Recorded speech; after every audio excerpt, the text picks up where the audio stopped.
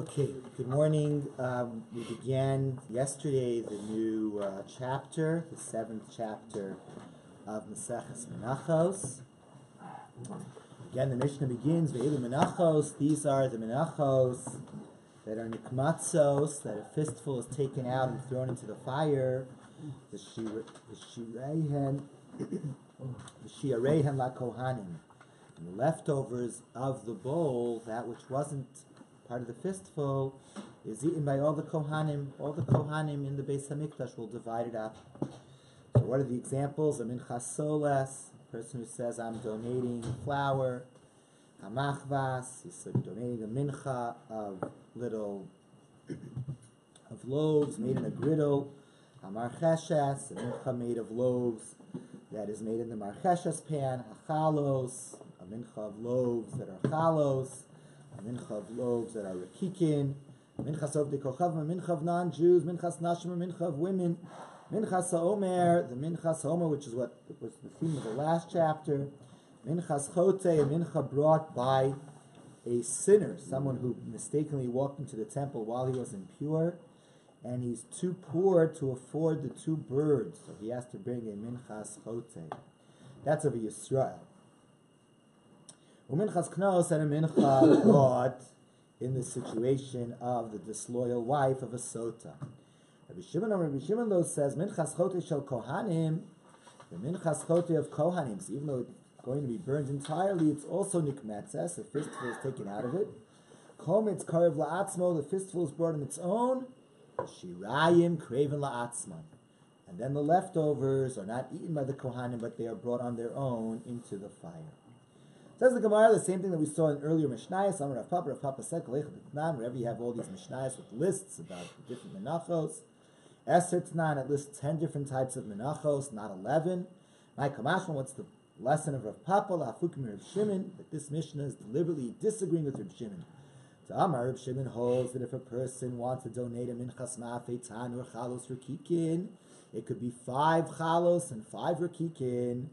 So that would be an 11th mincha. So that's not correct. If he's donating a minchas ma'afei tan, or it's either 10 chalos or 10 rekikin. So it's only 2 different types. That's what the Mishnah said, chalos and then the type of rekikin, but not a combination of both. The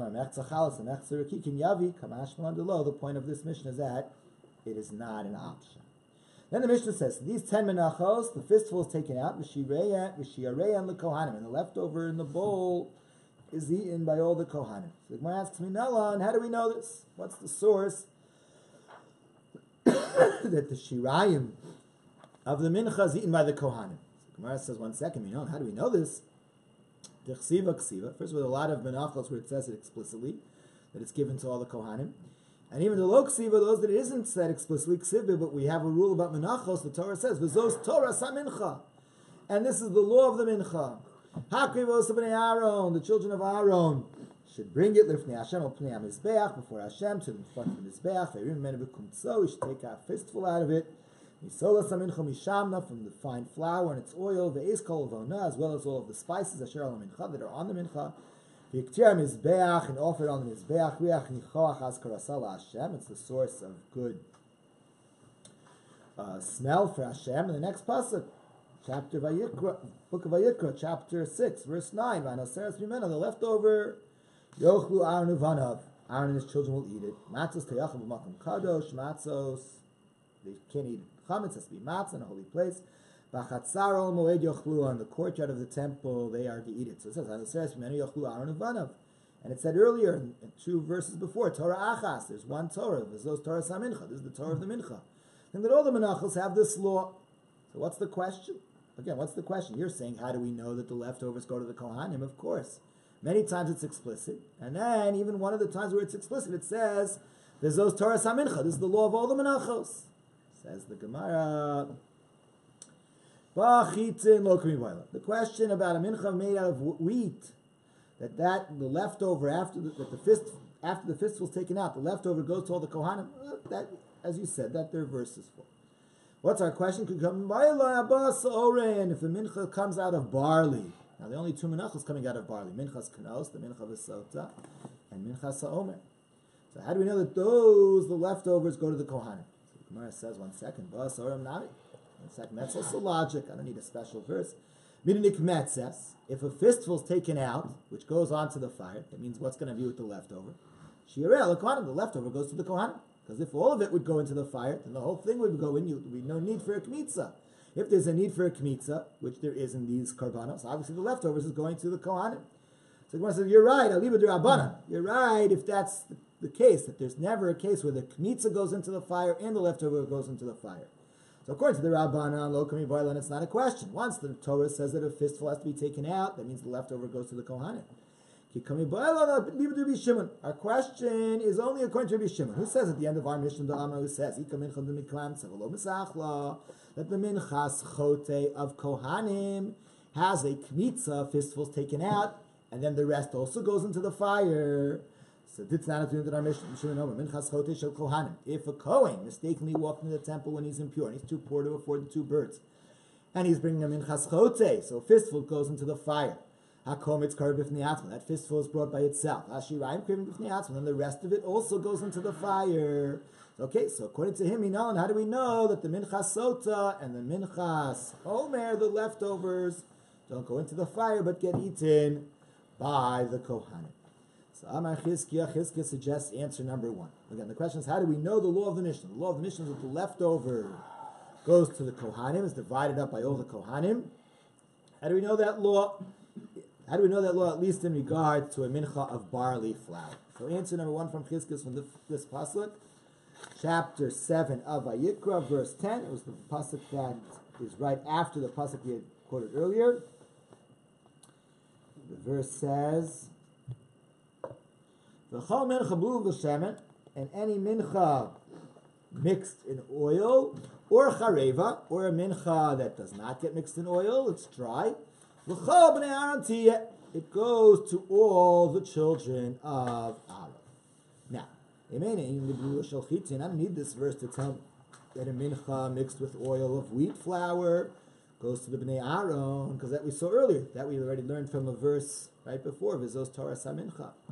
So it's Neo Indian, so it must be what's referring to Livlula Shel Sa'orin. It's saying a mincha of barley mixed with oil. The leftover goes to Aaron, to all the children of Aaron, to all the Kohanim. Now, when it said also a dry mincha, I don't need a pasuk in regards to a dry mincha of wheat flour that the leftover goes to the children of Aaron. Because as we said before, we've learned that already from the words V'zos Torah Samincha. So it's so it must be referring to the dry mincha of barley flour, named to the mincha sota. That the mincha brought when the woman is disloyal, the leftover after the fistful goes to the children of Aaron. Asks the Gemara, Vahai, can you really take this verse, and use it to teach me that the shirayim, the leftovers of minchas omer, minchas sota, go to the Kohanim? Vahai lahachudas, is this what it's for? Hani boy, look at it tiny, but I need this verse for another thing, for a lesson in the following brisa. Whenever the Kohanim are entitled to meat, let's say meat of a karban chatas, or in this case, the leftovers of a mincha, it gets divided amongst all the Kohanim that are there. It's not that one Kohen says, well, listen, I want a lot of bread. I'll take 5 kizesim of dough, and in return you get my share in the next chatas and the next couple shlamim. It doesn't work like that. Whenever things are divided, everybody gets equally in that particular karban. They can't start swapping. I'll give you my share in return for you giving me your share. Okay, so minayin, how do we know? This is the source for that. Minayin shein chokim menachos k'neged tzvachim. How do we know you can't do trade? The Kohen can't say, you take my share in the animal that's slaughtered, and in return I'll get your share from the mincha. No. It doesn't work that way. There could be hundreds of Kohanim in the Beis HaMikdash. They're all going to get tiny amounts. They can't start swapping from my amounts of mincha. I'll get more mincha and you'll get more zevach. It doesn't work that way. That's what the verse says. Mincha asher te'afeh b'tanur, and any mincha baked in the oven, l'chol bnei Aaron tiyeh, it will be for all the children of Aaron. Not that one can end up with more. Everybody gets equally. Ish kachiv, each man like his brother. And they had to eat them right there. They ate it there in the basement. Yeah, they can already make it nicer when they got this dough. They could mix it with honey and spices and oil, make it into a... Rabbi, where did they have time to do all the preparing and eating? It was like they were busy. They were busy. They were busy. They were busy, that's for sure. They couldn't sit. They're not allowed to sit in the Beis HaMikdash. And they were busy, yeah. They were doing the service. Asks the Gemara, again, there's all one brisa. Maybe this verse that says means that they can't do swapping of menachos in return for zvachim, because a zevach is a slaughtered animal, a mincha is an offering of flour and oil, and we don't find that a mincha can take the place of an animal. So let's say someone's very poor, so then what takes the place of the animal is 2 birds. And if he's so poor that he can't give the birds, then what takes the place of the birds is the mincha. But so maybe a mincha can't be swapped for an animal. But maybe when there's birds being brought and a mincha being brought, a Kohen can say, I won't take from the mincha, in return you let me have a little bit more of the bird. Because menachos can take the place of birds when someone's very poor. That's why we have a second verse. The verse says, "V'chol nasa b'marcheshes," and anything made in the deep pan, "V'chol b'nei Aaron tiyeh," it'll be for all the children of Aaron. So why did it say "V'chol nasa b'marcheshes"? We already know that the menachos have to be divided amongst all the children of Aaron. Apparently, it's to say even a mincha, even when the Kohen wants to swap mincha for birds, no. The mincha has to go to L'chol b'nei Aaron. It can't exchange his portion in the mincha and return to get somebody else's portion in the bird. Okay, so maybe the verse is saying that Kohanim can't do trade to say, okay, I'll get less mincha and let me get more bird. Maybe it's because this is blood, the birds, and this is flour. But maybe a Kohen can be able to say, okay, I'll take less bird, or I won't take any bird in return. Let me get some more meat. Let me get your meat portion, you'll get my bird portion. Maybe you should be able to do that, because both of them are types of blood. That's what the verse says. Another verse. The al machvas, and on the machvas, on the griddle, again, l'chol b'nei Aaron tiyeh. It should be for all the children of Aaron. Why do I need another verse to say yet again that the mincha goes to all the children of Aaron? It's not necessary for mincha. We already learned that for 2 other verses. It's to tell me something about ophos. That birds go to all the bnei Aaron. You can't swap your share for somebody else's share. So maybe they can't swap. A Kohen can't say, I won't take a share in a bird. In return, I'll take a share in meat. Maybe because the meat is done by a knife, whereas the bird is done by hand with malika. But maybe Kohanim can swap shares of menachos. And the Kohen can say, okay, I won't take a share in machvas so that I can get your share in marcheshes and you'll get my share in machvas. And I should say, why would that be allowed? Because both of them are done by hand. That's again, you have another verse. The verse says, "V'chol mincha blulav hashemen," and every mincha mixed with oil, "V'chol bnei Aaron tiyeh," it'll be for all the children of Aaron, and they can't say, Kohen can't remove himself in order to get some other portion. So maybe they can't swap. A Kohen can't say, I'll give away my portion in machmas so I can get your portion in marcheshes. And the Kohen and the marcheshes can't say, I'll give away my marcheshes to get your machvas. And maybe the reason is like this: one, it's hard. And the other one is soft. But let's say there are 2 karbanos mincha, both machvas. Both of them are in the griddle. Both of them are wafers made in the griddle. Or marcheshes keneged marcheshes, or both of them are deep loaves made in the deep frying pan.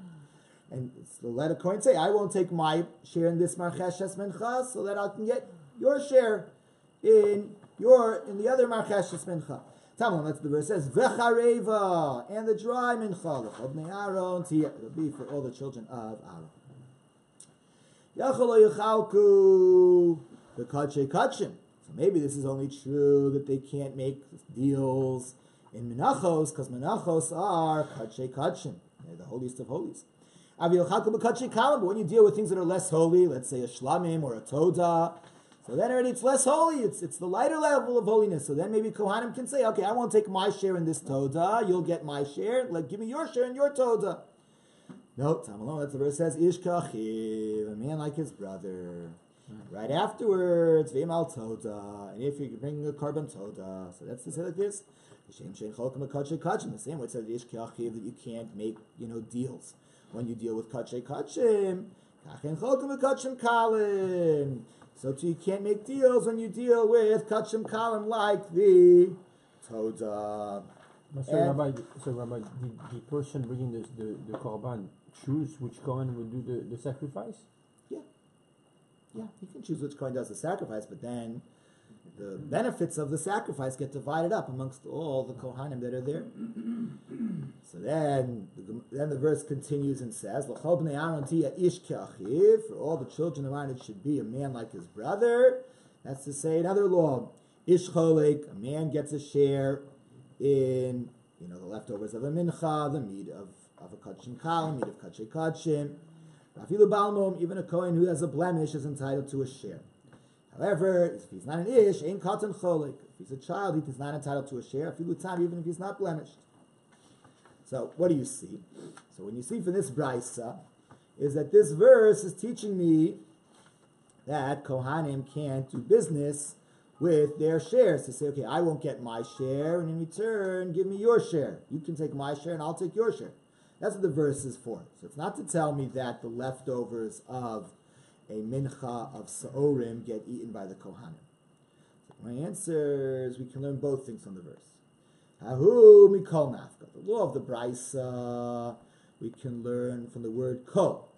Whereas the law of Chizkiah, that the leftover of a mincha of barley is eaten by the kohanim, is learned from the word mincha. So we can learn both from the verse. Ahu, that brisa says mikol nafka. It's just from the word kol. So the Gemara asks, earlier the Gemara says we learned from the word kol something else.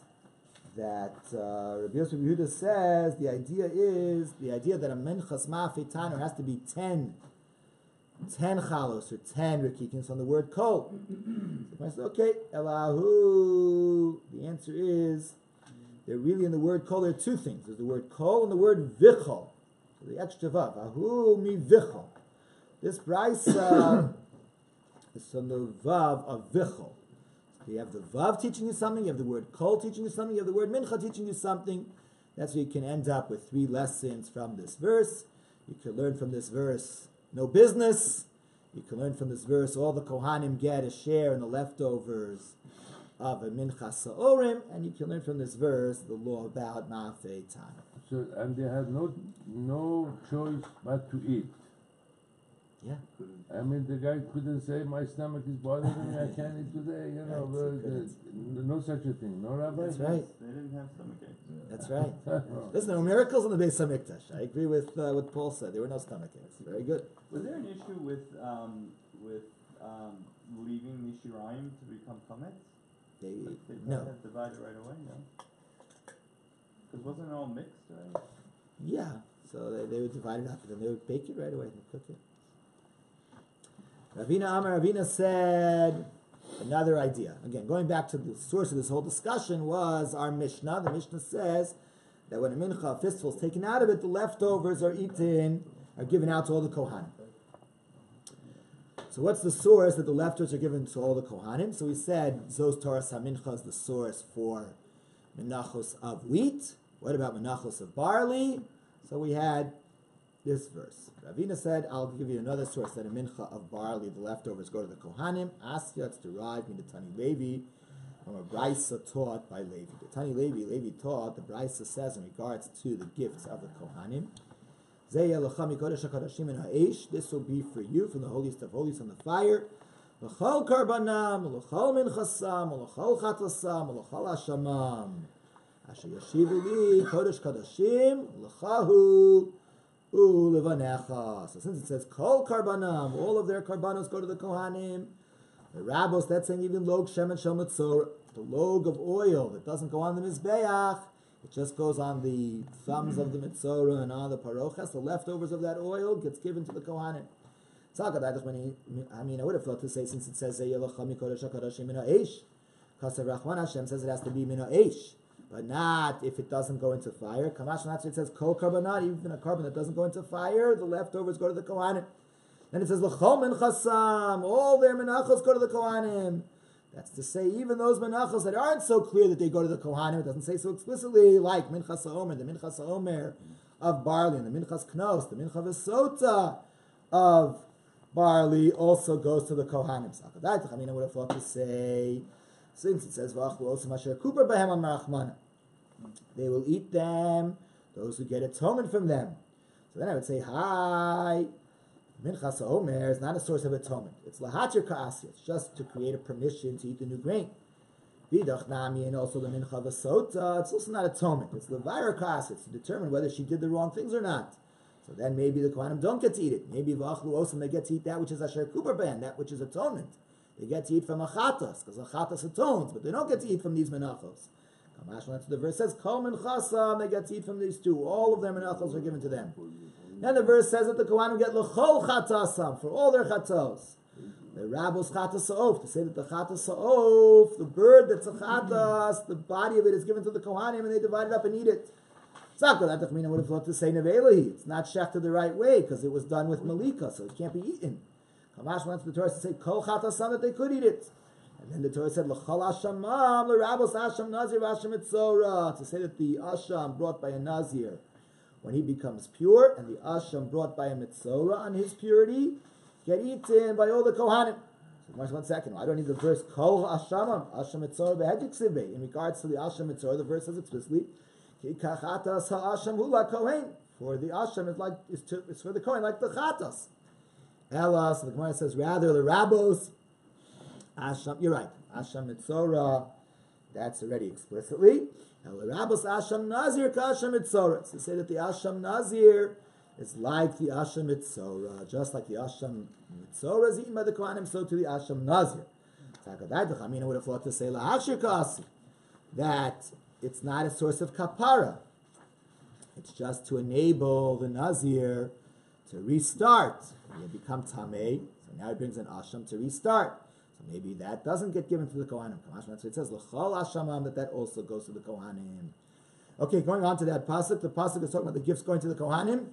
It says asher yashivu, which should be returned. Zeh gezel ager. That's a reference to a man who steals from a convert, and he swears falsely. When the convert confronted him, he said, "No, I never did it." He swore, and then unfortunately the convert passed away. And the convert didn't have any children. So now the convert had no relatives. So now what he had stolen, he wants to return, he wants to give back to the principal plus the extra fifth, is given to the kohanim. The verse says, L'chahi ulevanecha, it's to you and to your children. Shalchahi ulevanecha. It means whatever is a gift to the kohanim is totally yours. Totally. It gets over to their children too. And since it's totally theirs, afilu kaddish bo'asa isha, it can even be used to consecrate a woman in order to create a marriage. Okay, so that completes the source that the leftovers of a korban, a mincha of barley, are given to the kohanim. The Mishnah said, the Mishnah says that a mincha of non-Jews is also, the leftovers are eaten by the kohanim. Yes. Question. Pelika meat cannot be eaten. Malika meat? Yeah. We would think it shouldn't be able to be eaten, but apparently, since it was part of the service in the Beis Hamikdash, it's permitted to the kohanim. But the shech is kosher lafesa? Yeah. With the nails, Rabbi? Is it? Yes, it's a special, or the chata sa'of. They could eat from that which was killed by their nails. That's right. Amazing. All right, so now we move on to a korban shlamim. Amar Ravuna taught. Shalmei of the kochavim, if a non-Jew donates a shlamim, olos, it gets treated like an olah. None of it gets eaten. All of it gets burned on the mizbeach. If you want, I'll tell you that my source, Rav Huna said, is a kraz, a pasuk. Alternatively, I can tell you it's a svara, it's logic. If you want, I'll tell you it's logic. When a Gentile brings a sacrifice to the Beis HaMikdash, he is so sincere. He wants to give everything away. He's not thinking, oh, I'll eat some, I'll give some. He wants to give it all to God. Therefore, how could we now give some to be eaten? It has to all go into the fire. If you want, I'll tell you it's a pasuk. Since the verse says that they will bring to God as an olah, because it says in that verse ish, any man, including a non-Jew. That's to say, called a mekravi, whatever they bring, olah lehevi becomes a karban olah. All right, so this is Rav Huna's chiddush. Rav Huna says, if a non-Jew came in and he said, I'm giving a shlamim, here's my peace offering to God, it doesn't get treated like a Jew's shlamim. A Jew's shlamim, some of it gets eaten by the owner, some of it gets eaten by the kohanim. And no, a non-Jew shlamim gets treated like an olah. It's all burned in the fires of the Mizbeach. Massive Rav Chama Bar Guria. So Rav Chama Bar Guria challenged Rav Huna. We learned in a braysa. If a non-Jew is inspired to donate a shlamim, Nisan Yisrael, if he gave the shlamim to a Jew, Yisrael ochlan, the Jew can eat from it. Nisan Kohen, if he gave it to a Kohen to eat from it, Kohen ochlan, the Kohen can eat from it. You see, it gets eaten. It doesn't all get burnt. It can even be eaten by other people, by Yisrael, by a Kohen. So Rava answered, this is what the braysa means to say. If when the non-Jew brought the carbon to the Beis HaMikdash, he said, Amanashi is ben Yisrael. I'm bringing this carbon for a Jew who needs to bring something. A Jew needs to bring a shlamim. So I'm donating the animal for the Jew shlamim. Let me pay for it. And Yisrael ochlan, and the Jew can eat it. If he said, Amanashi is ben Kohen, if he said, I'm bringing this shlamim so that a certain Kohen should get atonement, and who needs to bring a shlamim. HaKohen ochlan, the Kohen is entitled to eat it. But if the Gentile's bringing the shlamim for himself, then no, then that does not get offered as a shlamim. It actually gets done like an olah. Every piece of it gets burned. All right, again, the chiddush of Rav Huna is that when a Gentile brings a shlamim, it gets treated like an olah, either based on a pasuk or based on logic of what a Gentile is thinking when he's donating to the temple. Masiv Rav Shizbi, so Rav Shizbi challenged Rav Huna from our Mishnah. Mishnah says, Elu menachos nikmatzos, here's the list of 10 menachos that a fistful is taken out of them. The shiyareyan, and then the leftovers, la kohanim, all the kohanim split them up and eat them. One of them is minchas ovdei kochavim, the mincha brought by the non-Jews. Today we have to wait a little bit because the earliest time for talis and tefillin is 6:25. So it's the earliest time for talis and tefillin. So again, what do we see here? That the mincha of Gentiles, the leftovers get eaten by the kohanim. So in second. So if that's true about his mincha, that's probably true also about his shlamim. So his shlamim also, you shouldn't say it all gets burned. Or if it gets eaten. Rabbi Yochanan answered, lo kasha, it's not a contradiction. Rabbi Yossi Aglili, Rabbi Akiva. Actually, the law of Rav Huna that the offering of a Gentile gets treated like an olah and all gets burned is a matter of a machlokas tanaim. So our Mishnah is Rabbi Yossi Aglili. Rav Huna was the view of Rabbi Akiva. Where do we have this argument? The time in a braysa. The verse says, "Ish asher yakiv karbano l'chol nedeim l'chol nevosam asher yakivu l'Hashem la'olah." Since it said ish, matam l'omar. Why did it? Could have said ish. Why does it say matam l'omar ish, a man, a man? The rabbi says over the kochav. It's to say even a non-Jew. Shenod nedar nedavos ki Yisrael. They can also donate karbanos, a neder or a nedava. Then it goes on to that verse. It says, they'll bring what they'll bring to God will be an olah.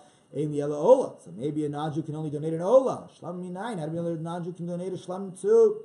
That's what the verse says. Nidreihem. Nidreihem, their donations, their promises, even a shlamim. Toda minayin. How do we know that a non-Jew can donate a toda? That's what it says. Nidvosam, their donations. Minayin the Rabbos Ophos, I know that a non-Jew can donate a bird, like Ola Sa'of, Ayayin, or wine, that's Nesachim, just give wine on the Mizbeach. or levona, or just spices, or eitzim, or just wood for the fire of the mizbeach. That's what the verse says about the non-Jews. Nidreihem, their nidarim. L'chol nidreihem. It could have just said nidreihem. It said l'chol nidreihem. It could have said lidvosam. It said l'chol nidvosam. That's to include all these other things. Imkain, if so, matamud lomar ola. Why does the verse say ola? Ola. The reason why it said ola is to say prat l'naziros. That if a non-Jew says I'm a nazir, he doesn't bring the karbanos of naziros because he never became a nazir. That's the view of Rabbi Yossi Aglili. However, Rabbi Akiva says, since the verse says Asher Yakivu LaHashem le'ola, that they'll bring to Hashem as an ola, Ainli ella ola bilvad. That means that a non-Jew can only bring an ola. So that's the answer. When Rav Huna said that if a non-Jew donated a shlamim, it gets treated as an ola. The earliest time for talis and tefillin this morning is 6:25. So we have a couple minutes so we can put them on. So according to when Rav Huna said that the shlamim gets treated as an ola, that's the view here of Rabbi Akiva. She'akivu LaHashem la'ola. And according to these other things, we have in our Mishnah that when a non-Jew donates a mincha, the leftover gets eaten by the Kohanim, which implied that therefore in other karbanos too, if a karban's brought, some of it will be eaten. It's not all burned of a non-Jew. Okay, that's the view of Rabbi Yossi Aglili. Now the Gemara talks about Rabbi Yossi Aglili. V'hai prat l'naziros mihachanafka. Is this verse the source that a non-Jew can't make himself a nazir? Mehasam nafka. We have another source for that. The verse says about a nazir in Parashas Naso, Dabrel b'nei Yisrael, speak to the children of Israel. V'amar talem, and explain to them, Ishki afli, a man who will express lindor neder nazir lahazir, to make a vow of nazir to be a nazir. So it says, Dabrel b'nei Yisrael, speak to the children of Israel. That's telling you b'nei Yisrael nodrin. The children of Israel can make such promises and become a nazir. They know of the kochavim nodrim, and a non-Jew can't become a nazir. So then why? Rabbi Yossi Aglili need the word la'ola for this. He already knows it from this verse. Bnei Yisrael. Answer the Gemara. Ask him if it would have been this verse. If it would have just been la'ola, avamina carbon of the lolesi. We think that the non-Jews don't bring the carbon nazirus. Avon nazirus chala alai. But if they make a vow, they do have the laws of nazirus. They have to grow their hair long. They can't go into the cemetery. They can't drink wine. Kamashmal, and that's why I need a second pasuk of Bnei Yisrael that the nazirus doesn't take effect on them at all. Okay. So what do we see again? In the view of Rabbi Akiva, when a non-Jew brings a karban, it is treated as an ola. Asks the Gemara, Kamana azlo hadatznan, like who does the following Mishnah follow? The Mishnah says, Rabbi Shimon says, Shiva dvarim itzkinu bezdin. There were 7 laws in Shkalim that the bezdin made. And this is one of them, namely that an ovid kolcham sheshal cholasam dinas ayam, a non-Jew from Rome, let's say, who sends his karban ola, v'shilach iman esachem, and he sent money to buy with it to buy wine for it. We use his money to bring esachem from his own money. If he didn't send money, the nation will donate the wine for him. So Rabbi Yossi Aglili. So maybe this is Rabbi Yossi Aglili, who could say that a non-Jew would donate wine. But Rabbi Akiva, not Rabbi Akiva, who holds that a non-Jew only could donate olos. Gemara says, no, if you with him, Rabbi Akiva, that could also work with Rabbi Akiva. When the non-Jew donates an ola, it's ola v'chol chaverta. It's an ola with everything that comes along with it. And what would come along with it? What would come along with it is also wine. Okay, we'll stop here. And remember, we only make the bracha on the tefillin and talis at 6:25. So, Rabbi Chananya ben Akash Omer, Ratz HaKadosh Baruch Hu l'zakos Yisrael. לפיכך יתנו להם תורה ומצוות, שנאמר דרך בית למען צדקו, להגדיל תורה ולהדיר.